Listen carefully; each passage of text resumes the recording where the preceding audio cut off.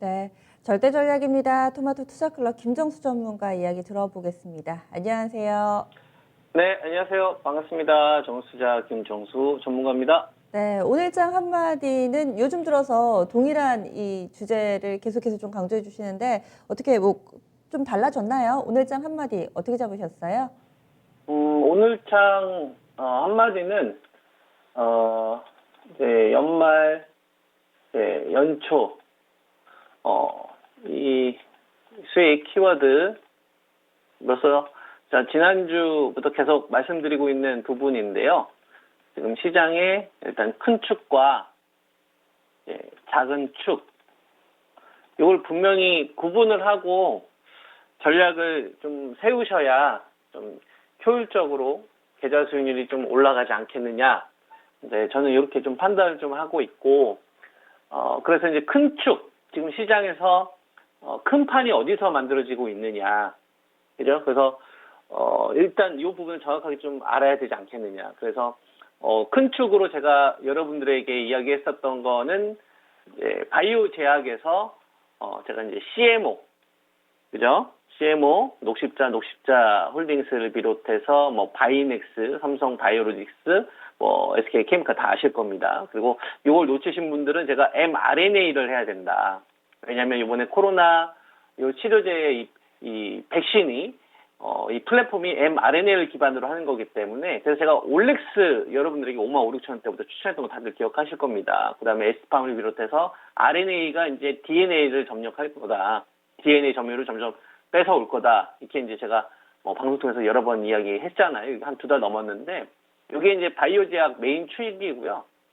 여기에 이제 제가 IT 반도체 낸드를 이야기를 해드렸죠. 그래서 이 낸드와 관련된 부분에 대해서 이제 말씀드리고 나서 뭐 신고가 간 주식들도 꽤 많이 있는데 이것이 신고가가 끝났다고 해서 이제 신고가 돌파돼서 이제 끝난 게 아니라 이게 이제 계속 시장의 메인축이 될 거예요. 전 그렇게 좀 판단하고 있고, 이들 주식이, 좀 급하게 가는 흐름이 나오거나, 그러면 좀 차익 매물들이 나오거나 쉬는 흐름이 나올 수 있지 않습니까? 그랬을 때 좀 작은 축을 좀 돌리면 되지 않겠느냐. 현재 시장에서 어쨌거나 경기 민감주 쪽으로 자금이 돌아가고 있는 것도 지금 현재 분명한 사실이니까. 화이자의 이 mRNA 백신이 나오고 나서부터. 그래서 지금 우리가 어떻게 보면 좀 주도주 쪽에서의 어떤 순환매 전략을 잘 가져가면 좋지 않을까 이렇게 판단을 하고요. 그 다음에 낙폭주들 가운데서도 저도 이제 경기 민감주 가운데서 이제 중국 소비주들도 이제 저는 이 왕희 부장이 오는 시점까지 해서 이제 반등을 좀 노려볼 수 있다라는 말씀 좀 드렸었잖아요. 그래서 지금 현재 시장에서 우리가 선택할 수 있는 좀 톡이 많이 있지 않나. 그러니까 좀 주식 타이밍이나 트레이딩 좀 좋아하시는 분들한테는 글쎄요 이런 기회가 몇 번이나 올까요 앞으로. 이렇게 유동장세가 좀 풍부하면서 사자마자 이렇게 급등하는 주식을 잡을 수 있을 만한 시장이 이렇게 많지 오지는 않거든요. 그래서 그야말로 좀 트레이딩 좀 잘하시거나 주도주들에 대한 좀 핵심 캐들 잘 잡으신 분들한테는 연말 연초가 좀 수익 키워드를 좀 잘 잡고 간다고 한다면 좀 좋은 결과가 많이 있는 구간이 아닌가 저는 이렇게 좀 생각을 하고 있습니다. 제약바이오 쪽에서 뉴스가 쏟아지고 있습니다. 그중에서 좀 의미 있다라고 보시는 그런 뉴스들 여기에서도 투자 아이디어를 찾아서 좀 더 체크 포인트들 얘기를 해주시면 좋을 것 같은데요. 그러니까 저는 바이오 제약 전체적으로 보면요. 다 같이 올라가는 시기는 이제 좀 끝났다고 보고요. 이 바이오 제약은 좀 분산된다고 보거든요. 그래서 지금 최근 들어서 막 뉴스 많이 쏟아지잖아요. 근데 저는 별로 신경 안 쓰고 있습니다. 뭐 바이오 제약 관련돼서 뭐 실질적으로 뭐 공동 연구하고 있는 업체들도 나오기도 하고 그다음에 뭐 항체 치료제 최초로 허가받고 뭐 이런 업체들도 나오지 않습니까? 그리고 협력하고 있는 업체들도 나오고 있는데 그게 중요할까요? 그 뉴스 보고서 매수하는 게 한 박자 늦지는 않을까요? 그러니까 큰 패러다임의 어떤 중심에 누가 있는지를 파악하는 게 더 중요하지 않을까라는 생각이거든요. 그래서 제가 올릭스 여러분들에게 추천드렸었을 때 그때가 5만 5, 6천 원대부터 추천했었거든요. H파마 같이. 그리고 그때 이제 제가 녹십자 홀딩스 그때는 뭐 사람 관심도 없었던 시점 아닙니까? 삼성 바이오로직스 마찬가지고. 그래서 제가 셀트리온을 좀 비교를 해드렸었죠. 이 시밀러가 기존에 이제 케미칼을 장악하고 나서부터 시밀러가 180배가 터졌는데 이 패러다임이 바뀌는 거를 인정을 하지 않았던 사람들은 맨날 비싸다는 이야기만 했어요. 그래서 못한다. 그래서 180배 터지는 기간 동안에 계속 구경만 했고 오히려 이거 수익 나는 사람들을 칭찬하기보다는 질투를 했죠.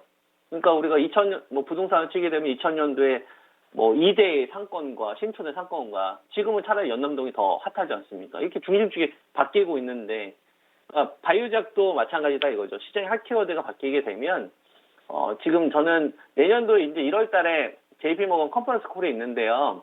그때 발표할 수 있을 만한 플랫폼을 가지고 있는 업체나 또는 이제 위탁 계약이 진행되는 업체들 이쪽 주식 위주로만 하더라도 굳이 바이오제약 종목을 많이 하지 않더라도 여기서 저는 충분한 수익이 난다라고 보고 있고요. 그래서 바이오제약 전체적으로 보면은 저는 더 줄여야 된다고 봐요. 종목을 늘리지 말고 차라리 IT 반도체 쪽이나 차라리 5G 쪽이나 OLED 쪽이나 차라리 스마트폰 쪽으로 어중간한 주식은 분산을 시키고 진짜 바이오제약은 실체가 있는 쪽만 해야 된다라는 게 제 관점입니다. 그래서 지금 뭐 삼성바이오로직스도 그렇고 녹십자나 이제 녹십자 홀딩스 이런 주식들이 이제 타임 매물들이 나오거나 쉬는 흐름들이 나오잖아. 이게 이격을 너무 벌어졌기 때문에 이걸 줄이는 과정이거든요. 그러니까 이 자금들이 올릭스 같은 주식들한테 가는 거예요. 그러니까 앞으로 좋아질 것 같은데 얼마만큼 좋아질지 모르는 거예요. 그러니까 긍정적인 불확실성인 거죠. 그러니까 이런 게 좋습니다. 불확실성이긴 불확실성인데 부정적인 불확실성은 악재 요인이 되지만 긍정적인 불확실성. 그러니까 올릭스가 떼아라하고 위탁 계약, 떼아라하고 이 계약 이후에 그 다음에 이제 내년도 6월 달까지 이제 자금 한 180억 정도 받으면서 18억인가요? 18억 정도 자금 지원 받으면서 연구개발 진행하고 있는 게 이 타겟당 몇 개 성공할까? 한 개 성공할까? 두 개 성공할까? 세 개 성공할까? 긍정적인 불확실성인 거죠. 그러니까 이런 주식 슈팅이 걸리는 거고 아이진 같은 경우가 어제 그 모더나나 이제 화이자 쪽 관련 단점을 보완할 수 있다라는 특허 이거 취득했다는 내용 때문에 어제 상한가 갔었거든요. 이렇게 되게 되면은 분위기가 R&D 쪽으로 가죠. 그래서 지금 조정 받고 있는 이제 에스팜이나 이런 것들도 다시 이제 저는 치고 갈 수 있다라 좀 보고 있고요. 그 다음에 CMO 관련된 업체들 가운데서 지금 제일 메리트가 있는 건 바이넥스밖에 없어요. 공략하시는 분들은 좀 바이넥스 위주로 하시는 게 낫다라고 좀 보고 있고 종목을 그리고 더 넓히지 마세요. 바이오제약 쪽은 저는 전체적인 종목으로 본다고 한다면 이제 상승한 종목 점점 압축될 거라 보고 있고 그 다음에 기회는 전 IT 반도체 쪽하고 5G 쪽에서 있다고 생각을 합니다. 물론 이제 삼성전자를 비롯해서 이제 SK 하이닉스가 최근 들어서 좀 급하게 올라갔었던 흐름이 나오고는 있지만 이게 직전 고점을 이미 넘어간 상태에서의 조정이기 때문에 별로 부담이 없다 이거죠. 그러면 직전 고점 수준에서만 나오는 조정들은 기존의 IT 반도체 쪽에 대해서 좀 경계감을 가졌었던 사람들도 다시 좀 공략할 수 있는 포인트로 전 분위기 반전될 수 있다고 봅니다. 왜냐하면 내년도에 반도체 관련돼서 낸드가 좋아지는 건 너무나 명백하거든요. 그래서 지금 보면은 원익 IPS 같은 경우도 그렇고 그 다음에 이제 제가 여러분들 많이 추천드렸던 테스 같은 경우도 그렇고 살짝 한 1% 좀 조정 흐름 나오고 있잖아요. 이게 뭐가 중요합니까? 그죠? 뭐 1% 빠질 수도 있는 거고 2% 올라갈 수도 있는 거 이게 뭐가 중요해요? 중장기 방향이 우상향으로 가는 게 중요한 거죠. 우리가 투자를 할 때는 모든 주식의 저점과 고점을 맞출 수는 없는데 어떤 주식군을 해야 가능하느냐 이런 식으로 좀 포인트를 좀 두는 게 맞다고 보고 있고요. 삼성전기나 신텍이나 이런 주식들 같은 경우는 좀 뜨잖아요. 이게 뭘 얘기할까요?